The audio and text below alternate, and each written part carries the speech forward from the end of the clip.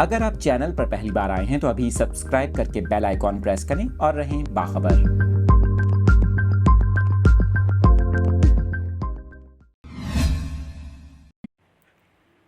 موسم سے متعلق اپڈیٹس آپ کے ساتھ شیئر کر رہے ہیں۔ آپ کو بتا رہے ہیں کہ ملک کے بالائی اور مغربی علاقوں میں بارش برسانے والا نیا سسٹم داخل ہو گیا، جس کے نتیجے میں ملک کے کئی شہروں میں بارشوں کا سلسلہ جاری ہے۔ آپ کو بتائیں پنجاب کے مختلف شہروں میں بارش کے باعث موسم خوشگوار ہو گیا، جبکہ ندی نالوں میں طغیانی آ گئی۔ آپ کو بتائیں محکمہ موسمیات نے بارشوں کا یہ سلسلہ 31 مئی تک جاری رہنے کا امکان ظاہر کیا ہے۔